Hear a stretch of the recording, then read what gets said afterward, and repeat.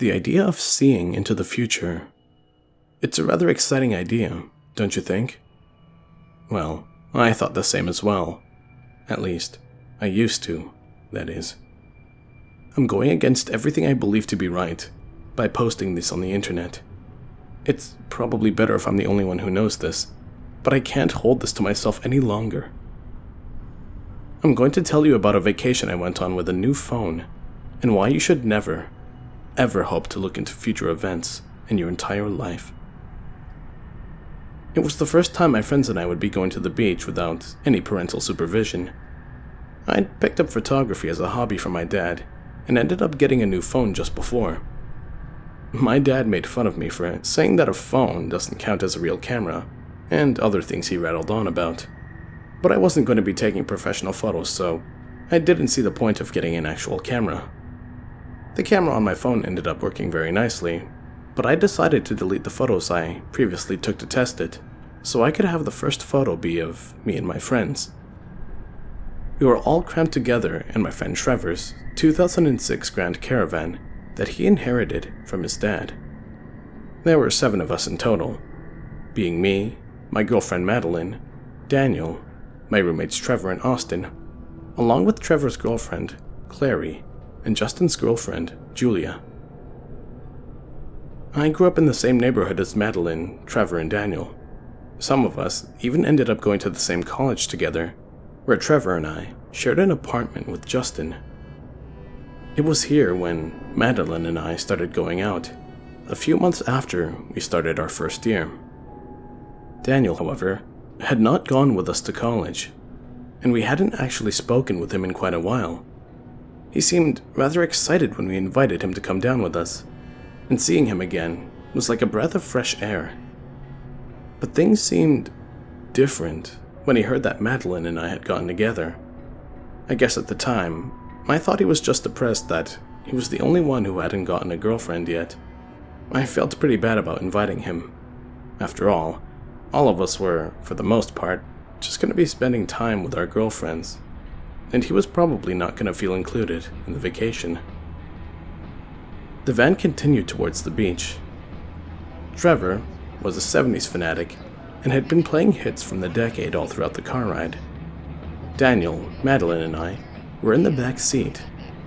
She and I were just making small talk during the trip, when I noticed that Daniel had been unusually quiet the whole time.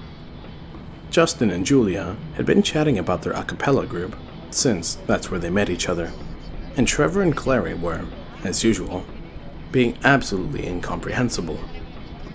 Clary was literally just the female version of Trevor. I mean, literally. She has the same eye and hair color as him, and they love almost all the same things. It's actually kind of scary how identical they are. You'd almost assume they were siblings from how similar they are. I pulled my phone from my pocket and opened up my camera. I then turned around in my seat, saying, "Yo, let's get a photo of everyone before we get there, so we can see how incinerated we get by the end of the week." Everybody turned around, except for Trevor. He just put up a peace sign from the driver's seat. I took the photo and opened up my gallery to look at it.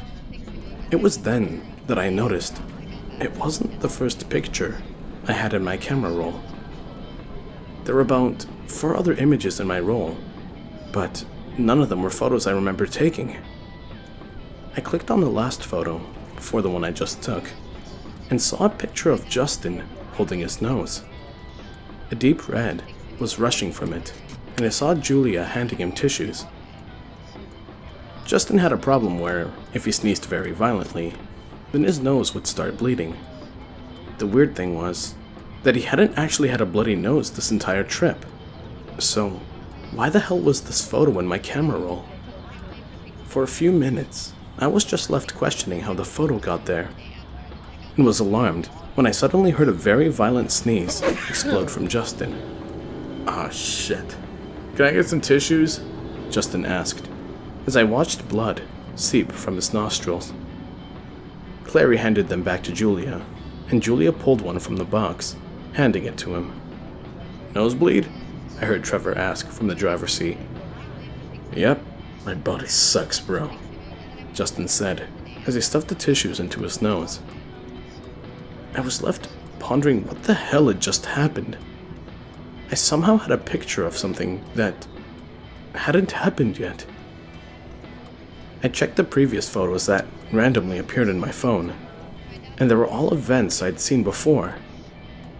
For the next 30 minutes, nothing new appeared in my camera roll, and I heard Trevor's voice boom from the front seat.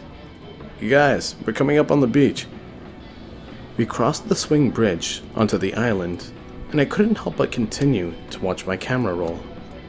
Suddenly, a new photo had appeared in it, and I was rather confused by it. It was just the car, tumbling over, but when I saw another picture appear, we were all standing outside the car, and Trevor was holding his head. Blood was coming from a wound on it, but it didn't look all that serious. Then I noticed the cars in the background. The van had been hit from the driver's side, and a red Nissan that was completely totaled could be seen next to the van. I checked the time on the first photo and it read 11:38 a.m. The current time was 11:28 a.m. I didn't know what to think of it, and my brain couldn't physically process what I was seeing. And for the next few minutes, I just sat and stared at the photo in confusion. When I looked up again, I saw we were stopped at a familiar-looking intersection. We were sitting at a red light, and I watched the cars pass on the left of us. I looked down at the time, 11:36. My head snapped up to look at the road again, and I saw our light turn green, and I immediately realized why I thought this place looked familiar. "Stop!" I suddenly screamed at the top of my lungs, and immediately, Trevor had slammed on the brakes. The sound of a motor could be heard, coming from our left, and we watched as a red Nissan suddenly gunned straight through their red light. "Holy shit!" Trevor screamed, as we all watched the car scream straight through the intersection. If we had pulled ahead just a few feet, that thing would have crashed into us.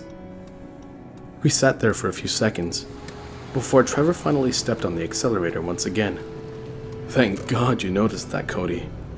That thing would have probably crushed us going at that speed," Trevor said, as his breaths began to slow from the subsiding adrenaline rush. I looked down at my camera roll, and the previous picture had changed. The time read 11:36, but it was just a picture of a car whizzing by. I looked around, but the picture of the car wreck had completely disappeared. This was impossible. Somehow, I was getting photos of the future. Nothing new appeared for the remainder of the car ride. That was until 10 minutes before we arrived at the house. I had no idea what the house looked like, and I saw a photo of a beach house through the windshield of the van in the photo. As you've probably guessed, 10 minutes later, the same house came into view through the windshield.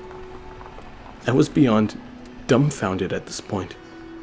The impossible was currently happening, and I had no idea how.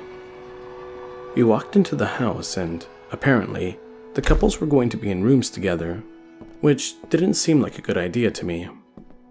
Daniel was getting a room to himself, and everyone split up to take their things to their rooms. Madeline and I walked into our bedroom, which was a nicely furnished room with a queen-size bed and a bathroom inside.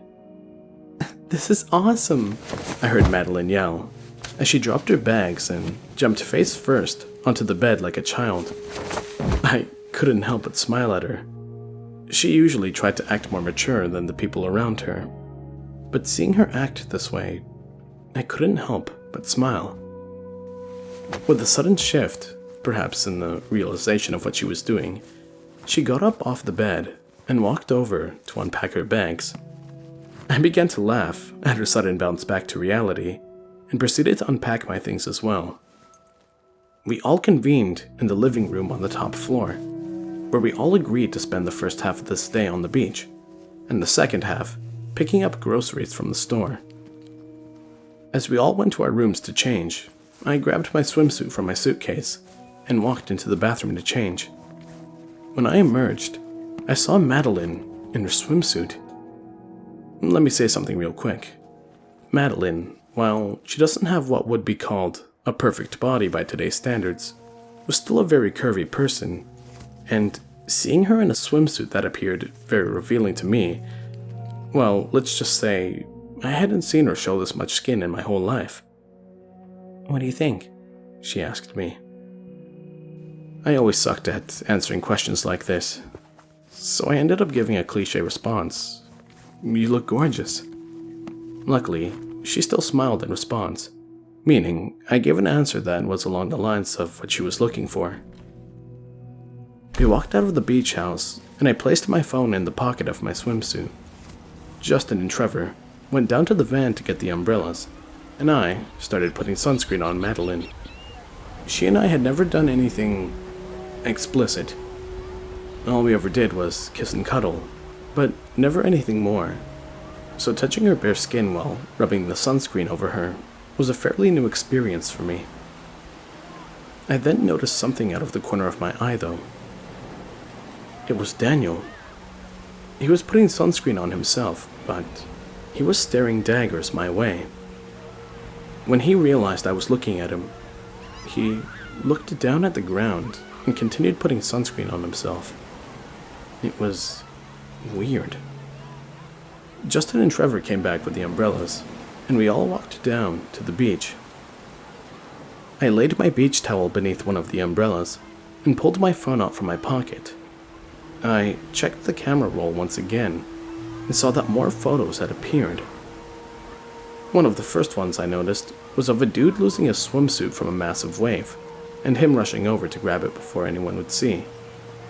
Another photo was of a dude completely wiping out on a skimboard, and the last one was of Clary finding an absolutely massive shark tooth in the sand. I waited, and after 10 minutes, all three of those things had happened at the designated times the photo was taken. But I'd actually never left the umbrella, yet I was getting the photos of these events at a completely different angle that I was currently at. The whole thing was just getting more and more confusing. Another photo appeared in my camera roll. It was one of Madeline. She was bending over to pick up a piece of sea glass, but that's not what I was looking at. It was Daniel. He was behind her, staring at her ass with a lustful expression. My gaze hardened. What the hell did he think he was doing? Didn't he realize he was looking at my girlfriend? I stood up and walked over to where I saw her pick up that piece of sea glass. I found it and walked over to her. "Check this out," I said, while holding the piece of light blue sea glass out to her. "Oh my god, it's beautiful. Where'd you find this?" she asked as her eyes lit up. I pointed out the spot, and she walked over there and bent over to look closer at the massive pile of shells. I then stepped between her and Daniel, and I pretended to look down at the ground while I looked over at him from the corner of my eye. I noticed his brows furrowed in anger, and he walked back to the umbrellas and lay down on his beach towel. Madeline was suddenly in my face. "You have a really good eye. Come with me," she said, as she grabbed my hand and dragged me along the beach, looking at different clusters of shells for any sea glass.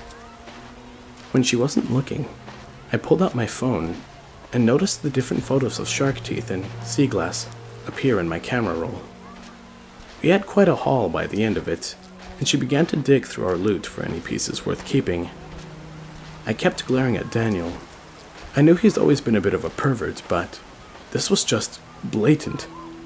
He wasn't even trying to hide the fact that he was eyeing up my girl. "These are awesome, Cody," she said, while holding up some of the pieces I found. "Take the ones you want. Actually, you can have all of them," I said, gesturing towards the bucket. "Really? Can I?"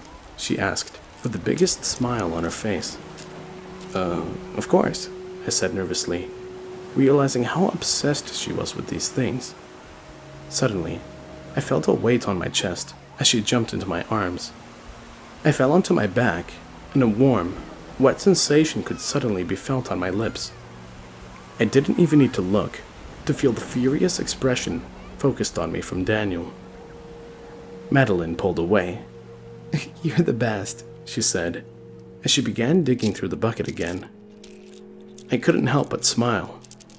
The rest of the day went about as you would expect. We played in the water a bit and goofed off in the sand. Then we packed up our umbrellas and went back to the house to prepare for the grocery run. Trevor and I were going to be the ones to go, but I suddenly didn't like the idea of Daniel being alone with Madeline without my being there. You can call me an overprotective boyfriend if you want, but something about Daniel seemed sketchy. He was obsessed with her. Every time I was looking at him, he was either staring in Madeline's direction with lust, or in my direction with anger. "How about me and Daniel go?" I offered. For the first time, Daniel actually spoke up. "I don't really wanna."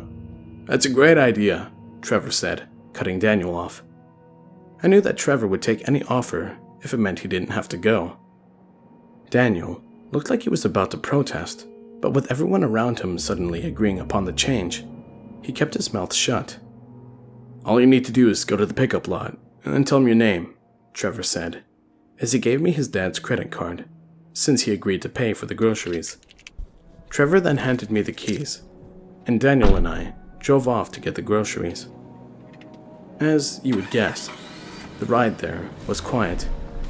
Neither of us spoke a word for the majority of the trip, and I had my phone out, checking the camera roll in case any new photos appeared.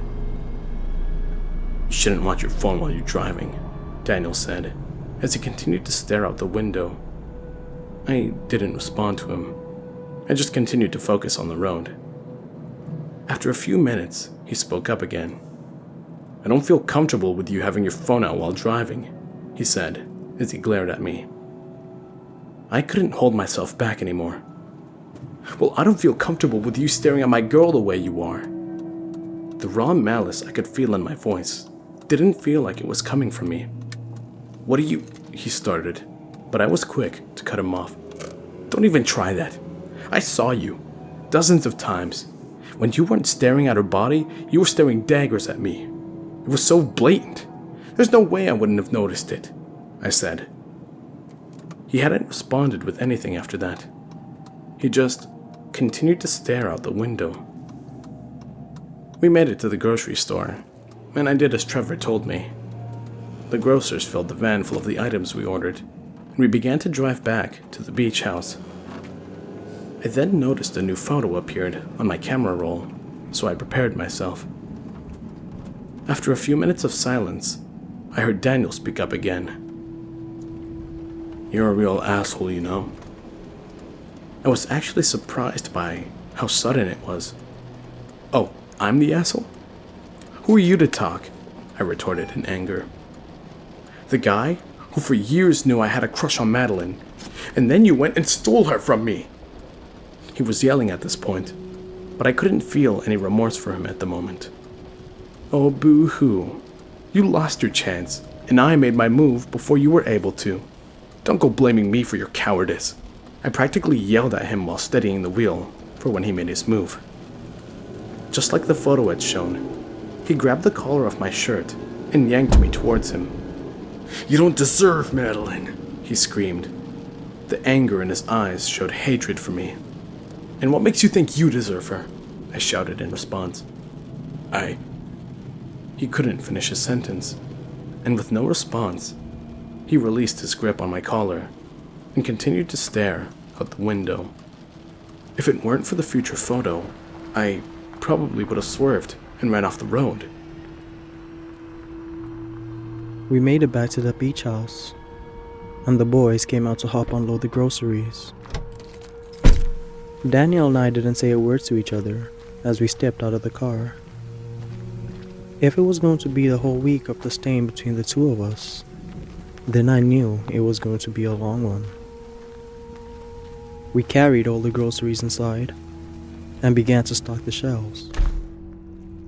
Julie had decided to make Alfredo for everyone tonight, so she got out the pasta noodles and the ingredients needed to make it. Everyone was still in their swimsuits, as they didn't want to take a shower until later tonight. So we ended up playing Nerds, which is a high-speed card game until dinner was ready. Justin completely dominated. It was a luck and reaction-based game. But in the luck department, Justin might as well be the king. After Julia called out that dinner was ready, Trevor and Justin got up to help set the table.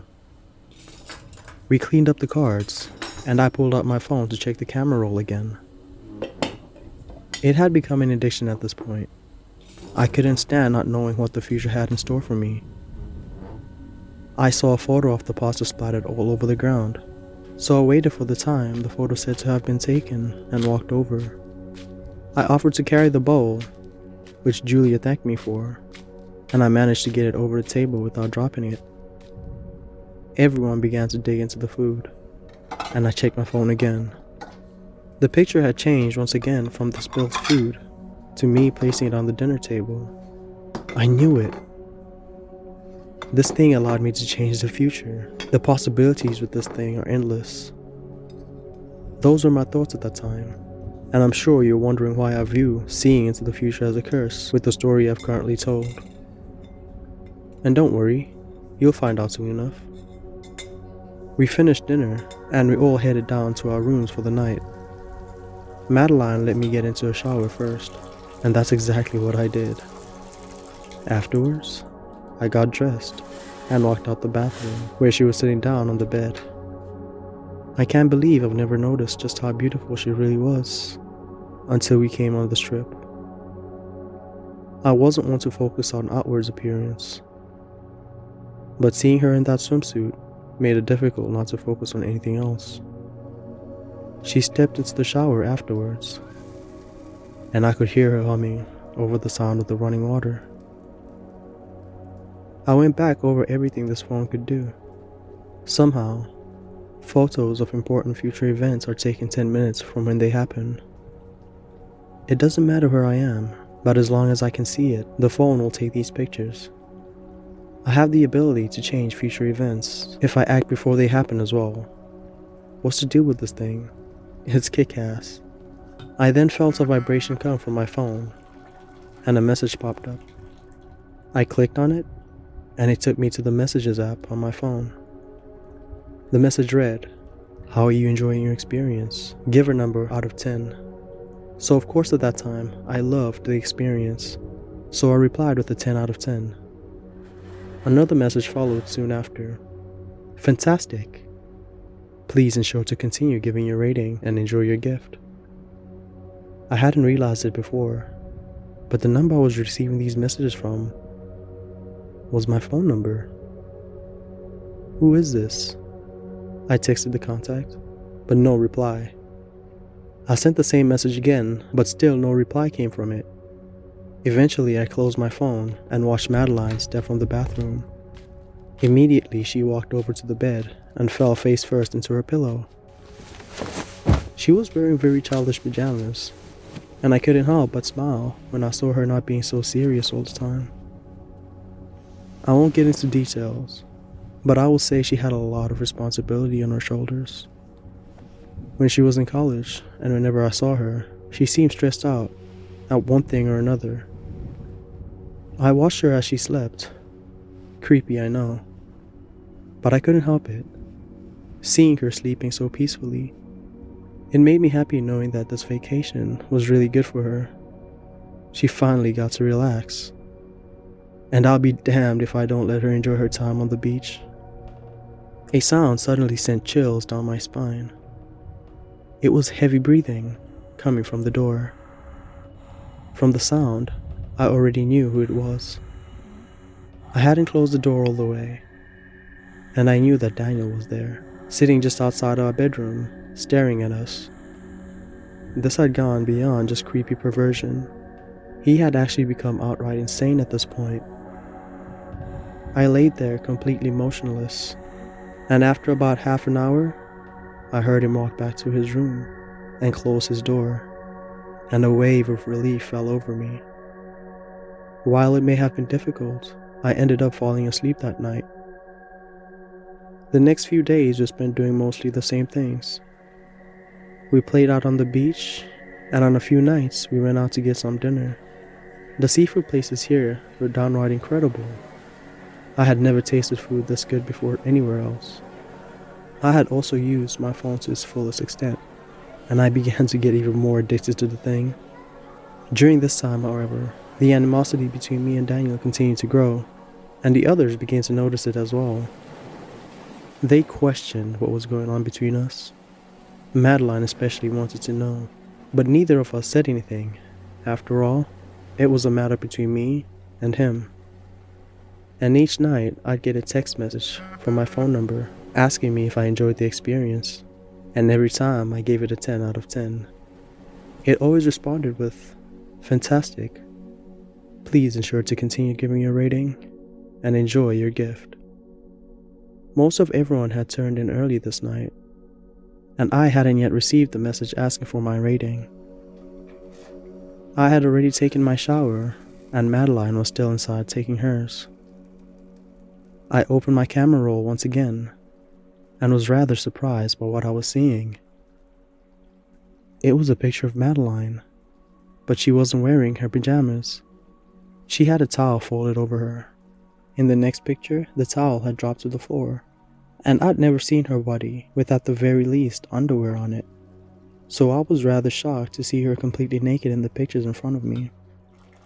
They began to get more and more explicit as time went on, and a certain part of my own body began to get excited as a result of the pictures.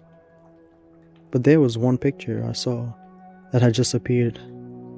A man with lust and hate-filled eyes staring through the crack in our door. I was just about to get up to go close and lock it. Just as I heard the bathroom door open, Madeline walked out in her towel, and I had to pretend like I hadn't seen her coming. "Whoa, what are you doing?" I asked her. A seductive twinkle suddenly appeared in her eyes. "Don't you want to know what the rest of my body looks like?" she asked as the towel dropped to the ground. I continued to try and reach the door so I could close it before Daniel got here. But she walked over to me and pushed me down on the bed. "Don't you try and escape me," she said as she wrapped her arms around my neck and lay down on top of me. Under normal circumstances, I would have tried to talk her out of it. But considering that I had already seen the events that were going to unfold, there was one part of me that refused to talk to her out of it. And that was the part I was currently listening to. I once again tried to protest so I could close the door. I'm not trying to escape. I'm just trying to... I tried to get out, but my sentence was cut short by her lips. After a few minutes of foreplay, I had completely forgotten about the door, and the raw, burning passion between the two of us felt like it would melt us together.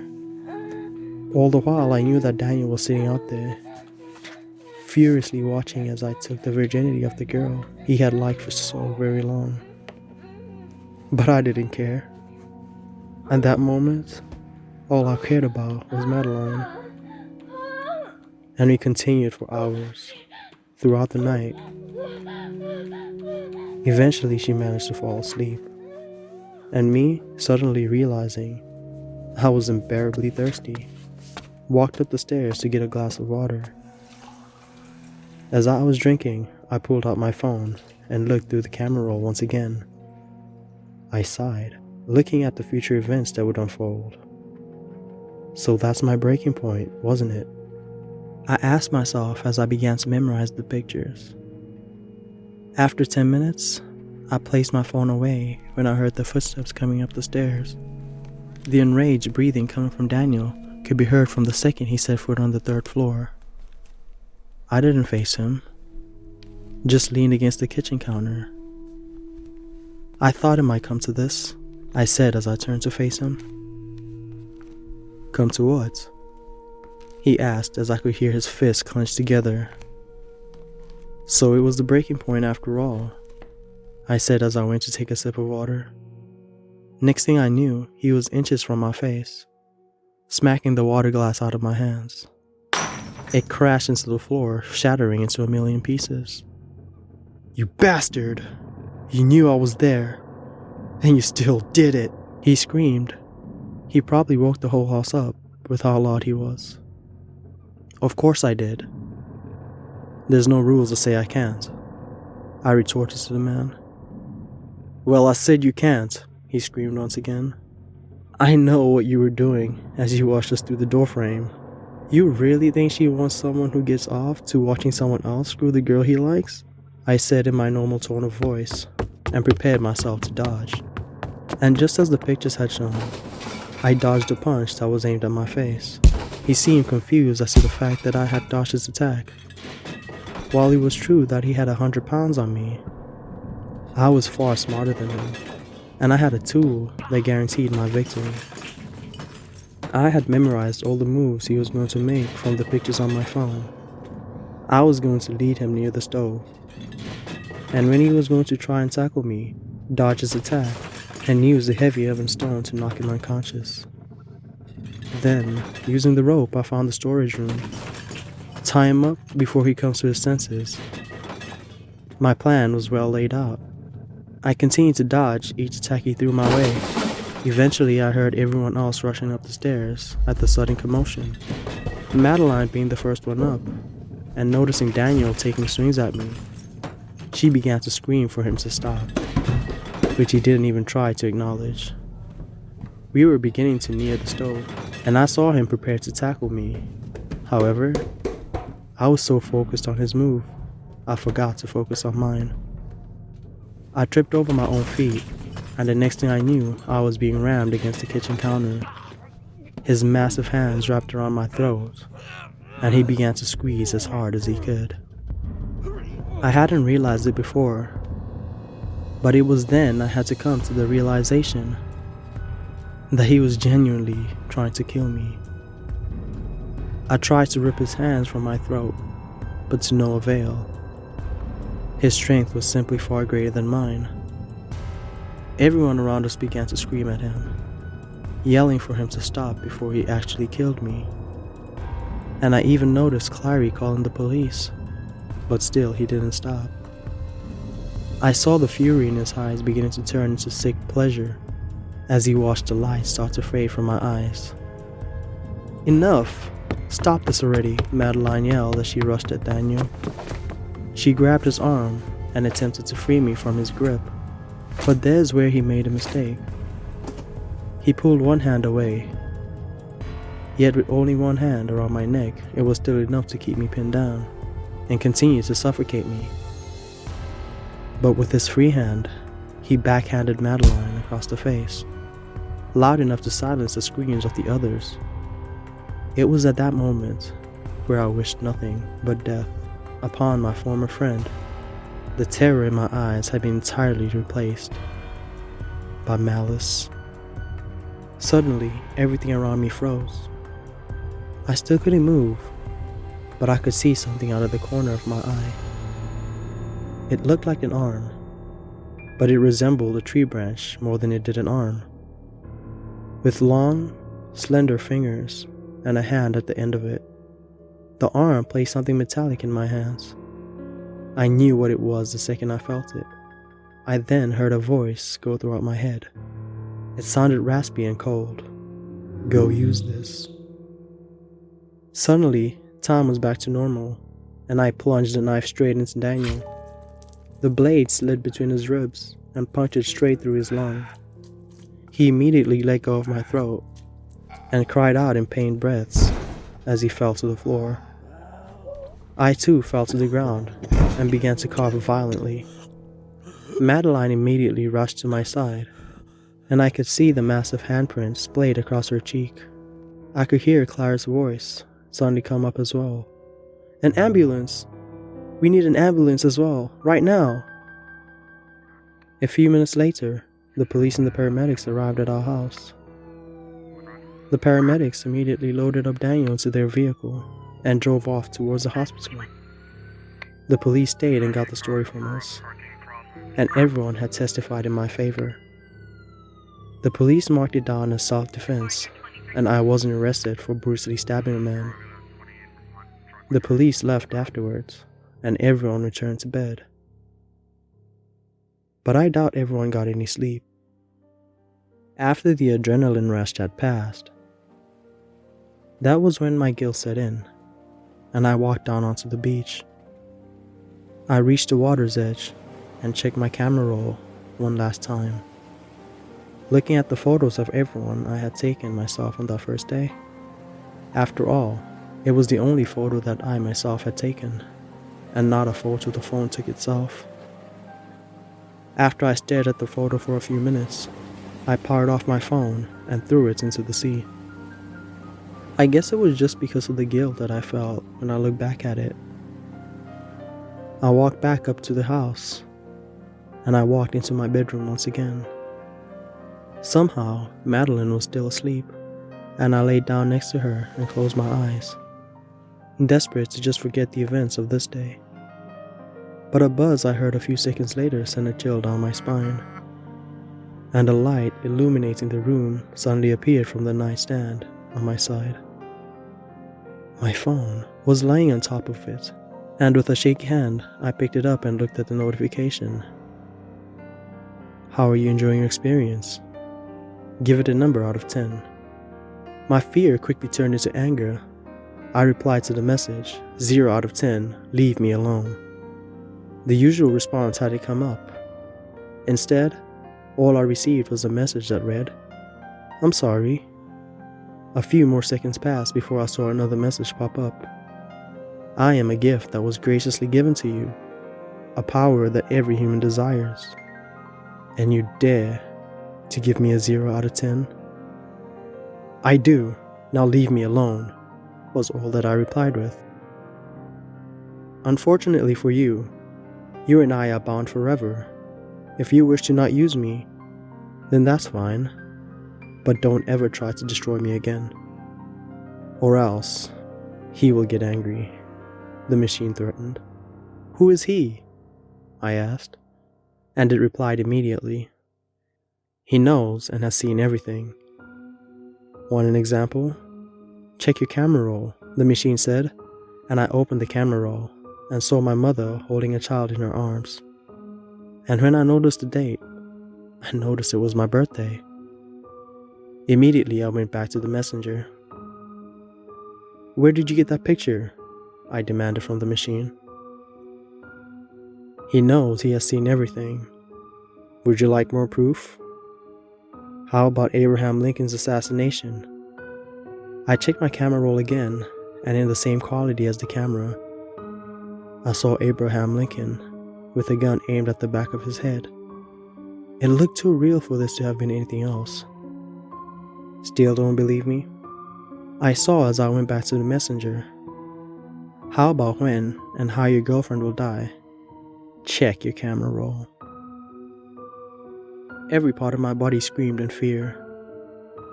And I'd never typed faster in my whole life. No, please, remove that photo from my camera roll, I begged the machine. After a few moments, it replied, Very well then. Seems like you believe me now. He knows everything, so don't try and test his mercy, the machine ordered. The nagging feeling kept pulling me towards the question I was so terrified to ask, but I ended up asking it anyway.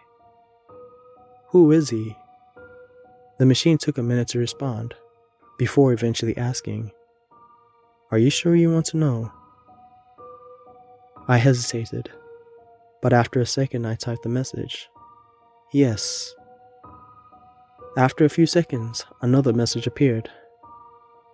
Check your camera roll. I shakily clicked on the camera roll once again, and clicked on the new photo that just appeared. What I saw continues to appear in my nightmares to this day, and most likely will for the rest of my life. A slender, black monster with abnormally long arms. Its arms looked very slim, and the arms looked like a tree branch. It was the same thing that handed me the knife I used to stab Daniel. But the most horrifying part was its face. An oversized mouth was the first thing I noticed. A glowing, bright blue liquid substance oozed from its mouth, and its oversized blue glowing eyes oozed the same substance down its long cheeks. What terrified me the most, however, was when I noticed where it was. There was a glass sliding door that connected my room to our porch, and we usually left the blinds open. In this picture, this creature was right outside the glass door. Suddenly, I panicked, and I checked the time the photo was taken. 12:54 a.m. And I checked the current time. It was 12:54 a.m. My neck moved slowly, but it turned to face the glass door. Standing there, the liquid-like substance falling to the floor from its eyes and mouth, was the creature. I began hyperventilating, and I ended up waking up Madeline as a result. She looked up at me. She was facing away from the glass door, and I wrapped my arms around her back to stop her from turning around. I couldn't let her see this monstrosity. "Cody, what's wrong, Cody?" I watched the creature as it stuck a long clawed finger into its mouth and began to write on the glass with that blue substance. With each letter it formed, my breathing increased in speed. After it had left its message and disappeared, and I dug my face into Madeline, crying like a newborn baby. "Hey, you're alright, it's okay. Everything's okay," she said as she tried to soothe me. But nothing was okay. I knew that much. The creature had disappeared, with its final message being, "Enjoy your gift." We had left the beach house the next morning, and the car ride home was very quiet. Daniel managed to barely recover from his injury, and now only lives with one functioning lung, and can no longer do any strenuous activities. We had gone to court with Daniel as a suspect of attempted murder. Also, when I watched his dreams, we crushed around him, as Madeline called out what a terrible person he was. And he probably knew he'd never have her at that moment. He ended up being sentenced to 50 years in prison for attempted murder. After this, my friends and I finally went back home. I try not to, but still I'm addicted to my phone. I can't help but look at the future, knowing it's possible I can change it for the better. Me and Madeline are still together. I never told her the real reason why me and Daniel fought. She doesn't need to know after all. I think we'll continue to be together for a foreseeable future. At the very least, I'll know before she makes the decision to leave me. But still, ever since that night, no matter where I am, I always see the same message appear in that blue substance. Everywhere I go, everywhere I sleep. Every night, my last thought as my consciousness delves into nightmares is simply, enjoy your gift.